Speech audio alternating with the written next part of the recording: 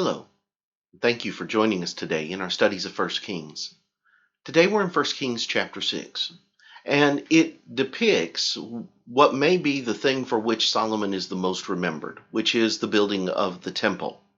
Now, there are a lot of details in this particular chapter, and in the next chapter as well, that don't necessarily make for the most exciting narrative reading. I get that. But there are a lot of details here that are things that give us the visual identity of what it is that took place and what it is that was built and the glory and the majesty that it held. And so they're important for us to go over and to see what it is that takes place here. So we're going to take some time this morning to read the details of the building of the temple in 1 Kings chapter 6. Beginning in verse 1, we read, "And it came to pass in the 480th year after the children of Israel had come out of the land of Egypt, in the 4th year of Solomon's reign over Israel, in the month of Ziv, which is the 2nd month, that he began to build the house of the Lord. Now the house which King Solomon built for the Lord, its length was 60 cubits, its width 20, and its height 30 cubits. The vestibule in front of the sanctuary of the house was 20 cubits long across the width of the house. And the width of the vestibule extended 10 cubits from the front of the house. And he made for the house windows with beveled frames. Against the wall of the temple he built chambers all around, against the walls of the temple, all around the sanctuary and the inner sanctuary. Thus he made side chambers all around it. The lowest chamber was 5 cubits wide, the middle chamber 6 cubits wide, and the third chamber was 7 cubits wide. For he made narrow ledges around the outside of the temple, so that the support beams would not be fastened into the walls of the temple. And the temple, when it was being built, was built with stone fashioned at the quarry, so that no hammer or chisel or any iron tool was heard in the temple while it was being built. The doorway for the middle story was on the right side of the temple. They went up by stairs to the middle story, and from the middle to the third. So he built the temple and finished it, and he paneled the temple with beams and boards of cedar.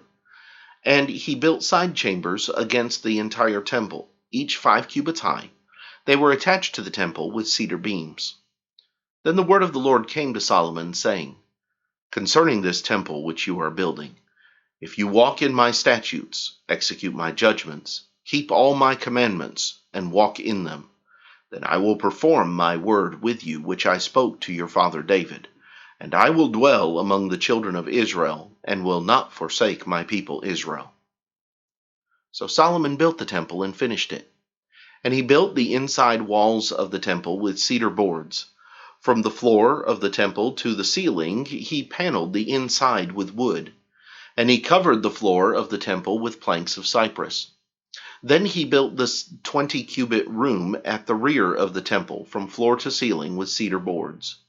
He built it inside as the inner sanctuary, as the most holy place, and in front of it the temple sanctuary was 40 cubits long. The inside of the temple was cedar, carved with ornamental buds and open flowers. All was cedar, there was no stone to be seen. And he prepared the inner sanctuary inside the temple, to set the ark of the covenant of the Lord there. The inner sanctuary was 20 cubits long, 20 cubits wide, and 20 cubits high.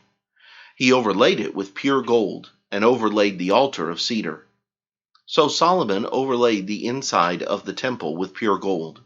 He stretched gold chains across the front of the inner sanctuary and overlaid it with gold. The whole temple he overlaid with gold, until he had finished all the temple. Also he overlaid with gold the entire altar that was by the inner sanctuary. Inside the inner sanctuary he made 2 cherubim of olive wood, each 10 cubits high. One wing of the cherub was 5 cubits, and the other wing of the cherub 5 cubits, 10 cubits from the tip of one wing to the tip of the other.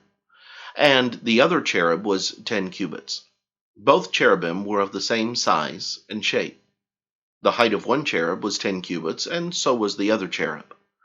Then he set the cherubim inside the inner room, and they stretched out the wings of the cherubim so that the wing of the one touched one wall, And the wing of the other cherub touched the other wall, and their wings touched each other in the middle of the room. Also he overlaid the cherubim with gold. Then he carved all the walls of the temple all around, both the inner and outer sanctuaries, with carved figures of cherubim, palm trees, and open flowers. And the floor of the temple he overlaid with gold, both the inner and outer sanctuaries. For the entrance of the inner sanctuary he made doors of olive wood. The lintel and doorposts were 1/5 of the wall. The 2 doors were of olive wood, and he carved on them figures of cherubim, palm trees, and open flowers, and overlaid them with gold. He spread gold on the cherubim and on the palm trees. So for the door of the sanctuary he also made doorposts of olive wood, 1/4 of the wall. And the 2 doors were of cypress wood. 2 panels comprised one folding door, and 2 panels comprised the other folding door. Then he carved cherubim, palm trees, and open flowers on them, and overlaid them with gold applied evenly on the carved work. And he built the inner court with 3 rows of hewn stone and a row of cedar beams. In the 4th year the foundation of the house of the Lord was laid, in the month of Zib. And in the 11th year, in the month of Bul, which is the 8th month, the house was finished in all its details and according to all its plans. So he was 7 years in building it. Here we have the details for the building of the temple. And there's a lot of intricacies that are found here, and there's a lot of things that are sometimes hard to picture, but yet are still somewhat fascinating in their description. So next time we'll come back and we'll look at some of the things that are discussed here in chapter 6, and look at some of the things that we can pull from this chapter. But until then, have a great day.